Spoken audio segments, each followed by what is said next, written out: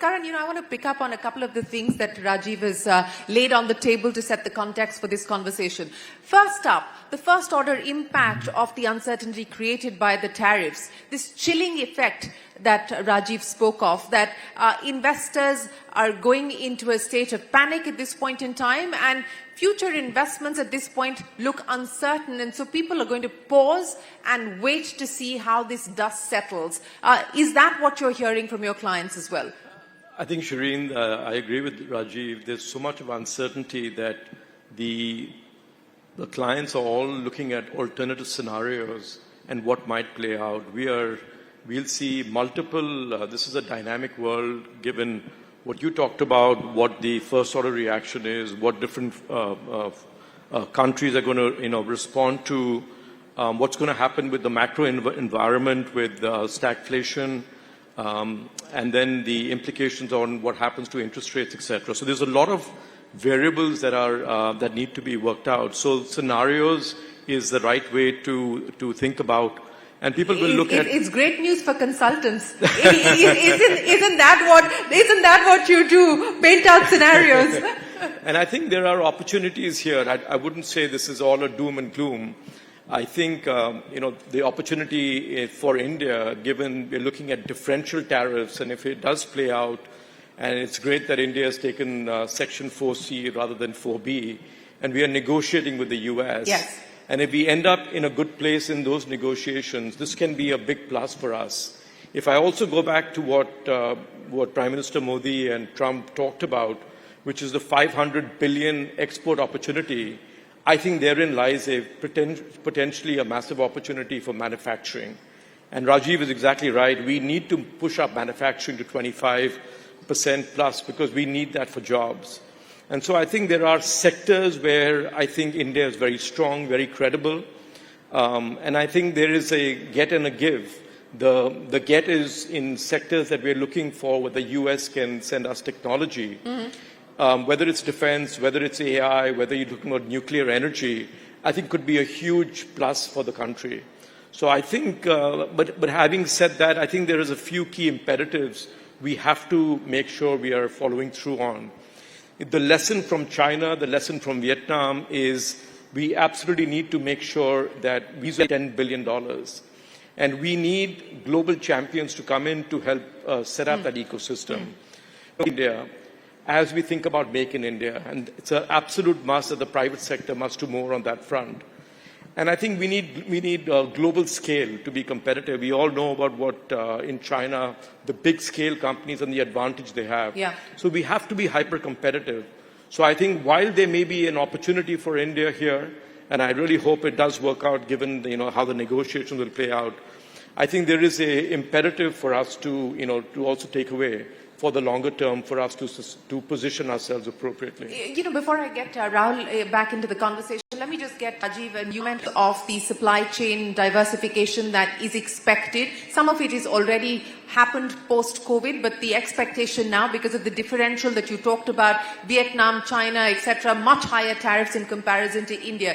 Rajiv, do you believe that that's going to have a impact? It should have, but I think it's too early to call out. So if you look at countries that are competing with India, if you look at Mexico, for example, I think the US, Mexico, Canada, the USMCA, has much more favorable clauses than what India has. And I think what President Trump has said is an opening gambit.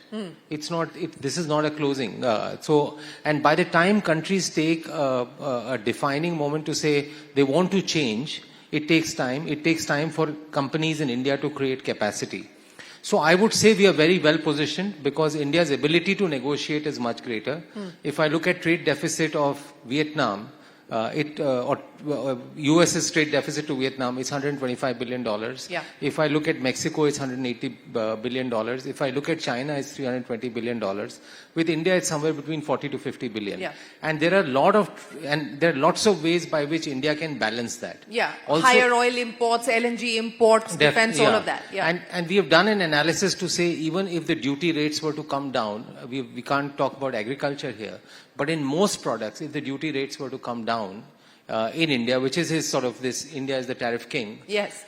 You know, it is, I think, and if the markets open up and Yeah. supply chains get redefined, you know, it'll be a far more beneficial thing for India. So you're saying industry is okay and on board with a tariff cut, a significant tariff reduction by India? Most parts of the industry are very open. I won't say all, but I'm saying in aggregation, India will be beneficiary of that.